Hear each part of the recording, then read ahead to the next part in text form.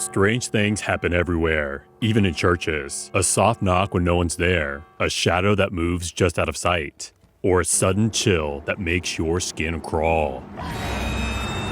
These moments stay with us, refusing to be explained, lingering long after the sun rises. Tonight, we explore the horrifying true church stories that make you question what's real and what's waiting when the lights go out.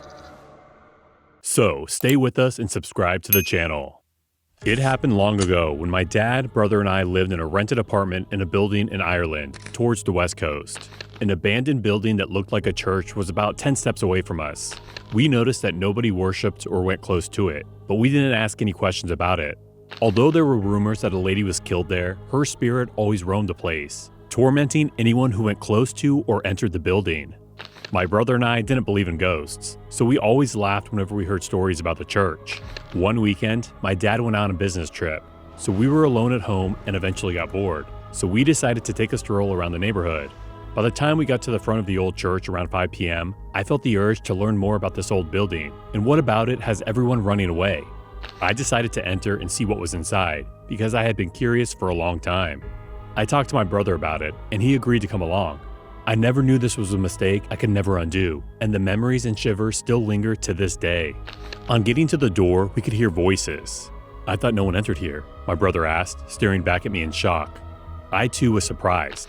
I opened the door and we stepped in, looked around and stared at each other again. We didn't see anyone, but we heard whispering voices. "Who's there?" my brother asked, with his voice a little louder. There was no response, but the voices stopped. He asked again, "Who's there?" There was dead silence, but we heard creaking sounds from one of the chairs this time.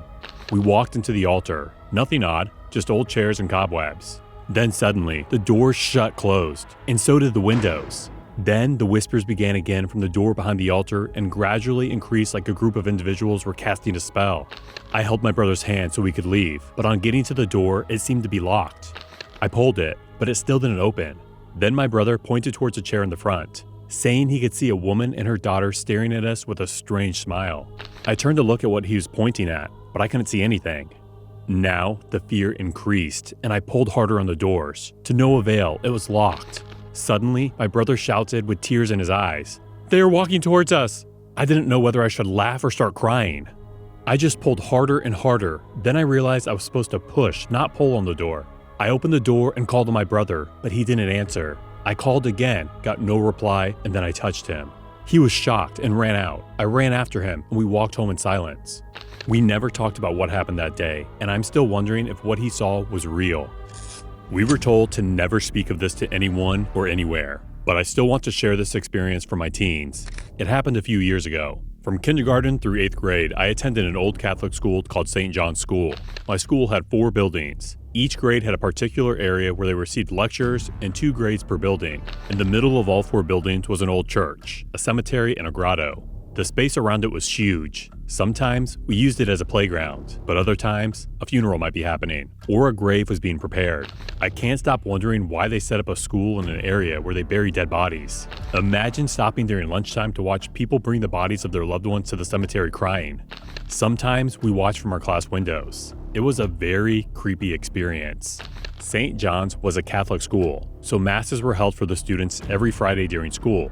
All students from the different buildings gathered together in the church. Everybody was always on their best behavior, quiet, and carefully followed the instructions of the priest to stand, sit, kneel, and make the sign of the cross. In the church, there were many statues, big and strangely painted. I remember there was Jesus on the altar, Mary carrying baby Jesus, and the disciples of Jesus scattered around the hall. On Friday, during one of the masses, Jesus turned his head towards the priest. Immediately after he started preparing communion, we all saw it and couldn't believe our eyes. We started screaming and running around, and then the disciples too ran around the hall with us screaming. One of the nuns even fainted. After some time, we were asked to come back and resume Mass. But upon getting there, all the statues were back in their original positions, but the priest was missing. Suddenly, the weather changed, and it was already sunset. It felt like a movie scene. I slapped myself multiple times to ensure I was not dreaming. It was morning a few minutes ago. Then suddenly, we heard laughter from different parts of the church, like the disciples were laughing, then a scream. Maybe the priest. Nobody knows. After the scream, everyone started running about again. We didn't know where we were running. We were just running around. Everywhere was dark. The teachers were not in the building, and they probably left earlier because they were close to the door and didn't bother the students. I didn't know how I got home that day. My mom said I fainted and one of the teachers brought me home, but there were injuries on my body. Strangely, up until this day, the priest and some of the students are still missing. I'm a very committed church member, so I'm always invited to every program organized. In one of our meetings with a deacon from another church, I experienced something strange. We were all gathered on the church's first floor, an old triple-story building with a design similar to that from the mid-19th century. I could hear some bouncing sounds coming from the second floor, as if wet meat was bouncing on the floor. Everyone acted like they couldn't hear anything, and then I turned to the couple sitting next to me and asked them if they could hear anything. They said yes, they could, but they were used to it already. I turned and asked the deacon. He said it was nothing, and he couldn't hear any sound, and we went on with the meeting. As the sound increased, I got very curious and pretended like I wanted to use the restroom, and then I sneaked upstairs. Immediately, I climbed up the stairs and saw myself in the middle of multiple rooms. I couldn't see the stairs anymore, but then I noticed someone suddenly appear in front of me. It was a lady. She was sitting in a rocking chair with her gaze focused on the floor, and her neck bent like she was unconscious. I was initially afraid, but after 2 minutes, I summoned the courage and asked her, "Where are the stairs? Please, I got lost." She didn't blink or say a word, but maintained a fixed gaze. I turned around to try and find my way back. Surprisingly, another lady was behind me, standing on her head with a similar gaze. Maybe my mind is playing games with me, I thought, then continued walking, but she followed me. Suddenly, the lights went out. I couldn't see anything but could hear footsteps. "He should be here," someone said, and a small light flashed on a wall. There were small children gathered in one place. He removed the light and pointed it towards me. "Here you are," he said with a frown. It was the deacon, so I followed him back downstairs. On our way downstairs, he said there were ghosts and that I was lucky to have come alive. This is a church, and I'm supposed to be safe around here, but the reverse was the case. This happened not too long ago, sometime in June last year. My mom too had her experience, but I would share mine first. There was this local assembly close to our house where my mom and I worshipped until it was abandoned after several terrifying complaints. There was a bell tower in front of the church, and on one Sunday evening, the pastor hung himself in the tower. Nobody noticed until the next day. People reported to the police and they took the body away. However, after that, many people complained that they can still see him around the church when passing by, sometimes hanging on the tower, and other times sitting in front of the church and smiling at whoever was passing. One time, someone reported to the police that a body was hanging, but on getting there, they didn't see anything.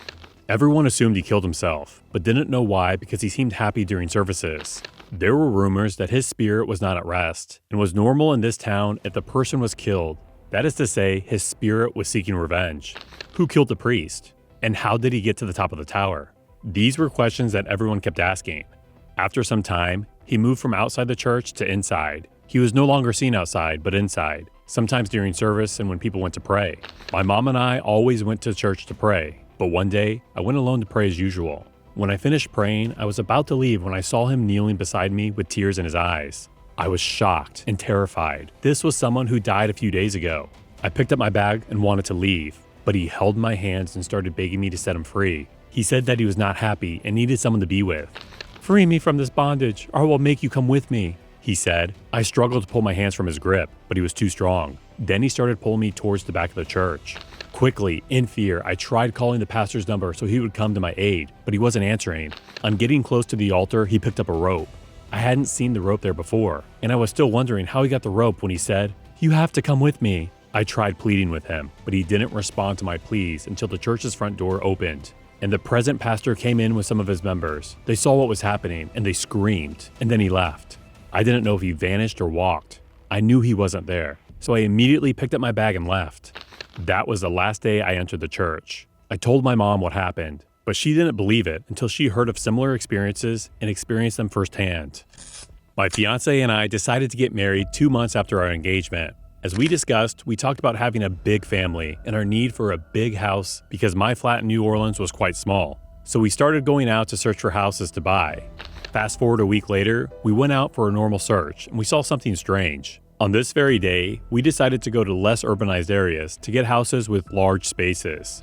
On getting to this particular area in Canal Street, we found several houses up for sale. They were big and beautiful in design, but we kept searching, hoping to get better options. I quickly turned into a street because I had been moving on the main road, and the houses were in the streets too. I entered the street. It looked different. I couldn't see anyone, just bushes, a river, and an old house with an older man seated in front. I slowed down, tucked my head through the window, and asked him if other people were living there, but he didn't answer. He just gave me a creepy look. I waited a little, then continued driving, thinking I would see someone else soon. But immediately I left, I saw him holding his phone to his ear, like he was making a call. Then he got up and stared at us as we drove on. Then we got to a place filled with many houses, looking old like one we passed earlier, but the place was empty and no one was around. I parked my car and we came out to check if we would see anyone. We walked around for some time and heard voices like people singing. We increased our pace, walking towards the sound, and then we saw a church. I guess everyone's in the church, I told my fiancé as we entered the compound. Everyone was dressed like nuns, walking around in circles, but in no particular order. They stopped immediately when they saw us and stared at us as we walked into the church. On getting inside, we sat down on the last seat. Suddenly, they stopped singing, and everyone turned to stare at us. I noticed they were all women, dressed in the same way, with black gowns, and their faces differed from those of humans. I couldn't give the full description, but I could see their brains. They all had bulging eyes, and it felt like they were staring into our souls. The lady in front had her head covered, but her back was turned towards us. Then she asked, "Who is that, and how did you get here?" I stood up to answer, but before I could get my words out, she raised her voice saying, "Humans are not welcome here. Leave now before I turn around, or you will never be able to leave." Immediately, my fiancé stood up and we left hurriedly. As we walked out, the nuns remained in the same positions we left them and gave the same creepy stare. When I got back, I told my friends about it, but no one believed me. It was only me and my fiancé who knew what happened that day was real. These stories just go to show how unsettling paranormal behaviors can be. The stories that we've been hearing about, the eerie whispers, the unexpected knocks, and the shadows that move just a little too fast, are not only real, but horrifying. Which of these church horror stories scared you more? Leave a comment below in the comments section of this video, and give the video a thumbs up if you enjoyed it. Thanks for watching.